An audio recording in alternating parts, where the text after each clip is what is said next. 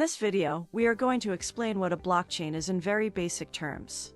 By the end of the video, you'll be able to explain this life-changing technology to those you love, saving them from the authoritative dictatorships that never cease to control your every move.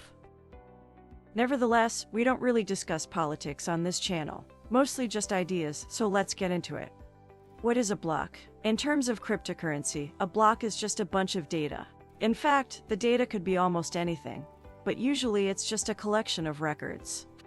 For the number one crypto, Bitcoin, this data is literally just a list of transactions. For example, it might look like this. X pays Y $50, A pays B $80, and Y pays H $15. If we're dealing with Ethereum, it's usually just transactions, but it can be a few other things, like things called smart contracts, which are really neat, but we'll have time to explain them in another video. For other altcoins, they could be the usage of your Wi-Fi, or files, or documents. Nonetheless, a block is just a collection of records. For this example, to explain what a blockchain is, I'm going to stick with a record of transactions, like in Bitcoin. Specifically, we call this record a ledger, because it is a record of value exchanging hands.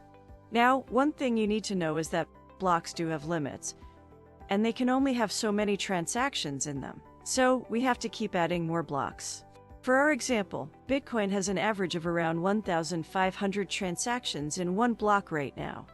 Now this number changes, but you don't really need to know why. Just know that these blocks do fill up, and then we have to do something with them. Well, what do we do when these blocks are full? We add them to the network. Now you might be asking, how do we do that? Well, we do something called mine them, and since Bitcoin is a proof of work model, we have to prove that we mine them. This brings us to something called a hash. So the next big question is, what is a hashing function? A hashing function is a system where you can put something into it, and it'll output a hash. Now there's a ton of math happening inside this magical black box, but essentially, you give it something. In this case, Bitcoin uses the SHA-256 hashing function. SHA stands for Secure Hashing Algorithm, and 256 refers to the amount of 0 seconds it has in whatever it puts out. So whether you put in your name or the entire dictionary, it'll always output 256 zeros and ones.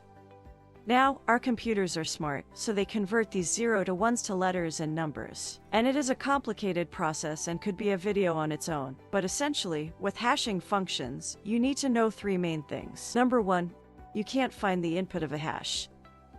You have to guess and check. So if you give it an A, it will give you D, then if you give it an A, give you J, and then if you give it A, it'll give you a U. Imagine if you wanted to find out what gave you an F, you'd have to just keep adding more A's until you found it. The second thing you need to know about hashing functions is that changing the input just a tiny bit changes the output a lot. So basically, if you do SHA-256 of this, subscribe to our channel, you get this as the output. However, if you do please subscribe to our channel, you get this. See, these are completely different, even though we added one word. And lastly, the third thing you need to know is that calculating the hash takes some time. Now, it might only take a few milliseconds for one tiny string of text, but if you have an entire book that you're doing, or if you want to check a few million variations of it, it starts to rack up time and computing power. And so what Bitcoin is doing, whenever you mine it, is we're trying to add random numbers to whatever the block is so that we get a special ending. For example, let's say we're trying to mine this. X pays Y $50, A pays B $50, and Y pays H $15. You'll get this as the output. Now, this is what Bitcoin is doing. We ask ourselves, what number do we have to add to the end of that list to get a 0 at the end of the hash? Well, if we start at 0, and then we check it with 1, and then we check it with 2, and we use my little Python program, we figure out that it takes 3 different checks to get to the first one, which is when you put a 2 at the end of it.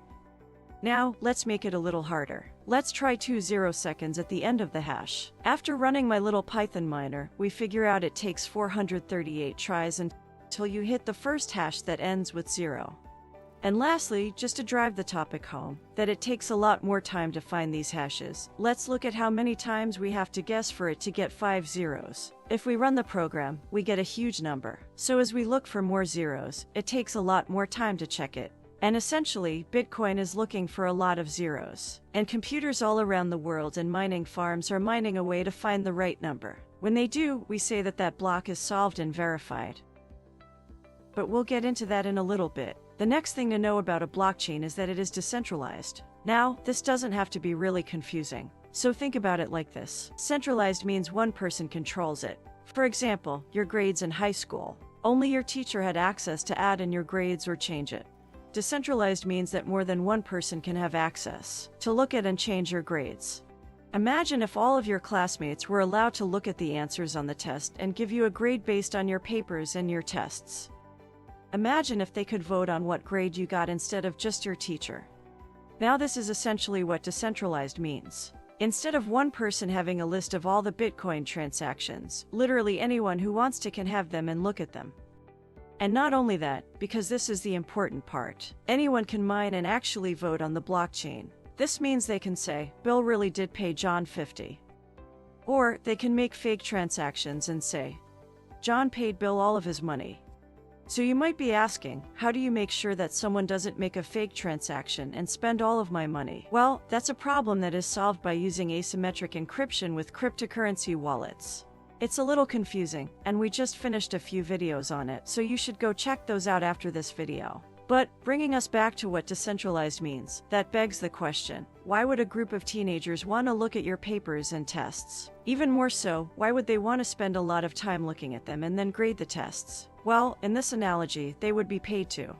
Almost in every blockchain, you get a reward for participating and putting in good votes. For example, for mining Bitcoin, you get paid in Bitcoin. I hope that analogy makes sense. So far, we've been over what a block is. It's just a bunch of data. What a hashing function is. It's to make sure that people actually put in work to participate in the blockchain. And we've went over what decentralized means. It basically means that one person does not control it. So if you're still with us after me explaining these interesting topics, please consider clicking that like button. It gives us fuzzy feelings inside and promotes our hard work. Next up, let's learn why it's actually called a blockchain. With Bitcoin, there are two extra things you need to know about. One, whoever solves the block and finds the magical hash that has however many numbers of zeros we're looking for. They add Whiteboard Crypto's account received 2 Bitcoins for mining at the top of the block, and this is their mining reward. This is how more Bitcoins are actually created, although that number 2 changes. And it gets smaller and smaller as time goes on. Secondly, you need to know that they add the hash of the last block to it, so the password of the last block gets added to this block. And that hash is actually used to calculate this, so this makes it a chain, since each block refers to the last one. Now this is where the magic of the blockchain works. If you try to go back and edit an old block, the newer ones all change, because you've messed up that hash that it pointed to. Remember when we talked about the hashing function in SHA-256? If you change it just a little bit, it changes the entire thing. Well, that's how we can make sure someone doesn't go back and add more money into their account in an old block. In a sense, whatever gets added to the blockchain is written down in history forever because it can't be changed. Now, this is actually really good for things like transactions, but it's bad for things like copyrighted material or embarrassing things. 'Tis the nature of the internet, though. So in conclusion, we have blocks that consist of data, and in the case of cryptocurrency, it's usually a list of transactions. Next, after we have a block, we have to find the password to that block. Or basically, what is the hash that solves that block, and miners do this by guessing and checking until they hit the jackpot. And then after they find the solution of that block, they make sure that it's linked to the last block. So each block actually has the history of every transaction on it because it refers to a previous block. Now, since each block is connected to the last block, this makes it a chain. That's what a blockchain is. I hope that we've made this confusing topic a little more helpful for you to understand. Thanks for watching this video, and if you enjoyed it, please give us a like to reward our hard work, and think about subscribing for more amazing videos just like this one.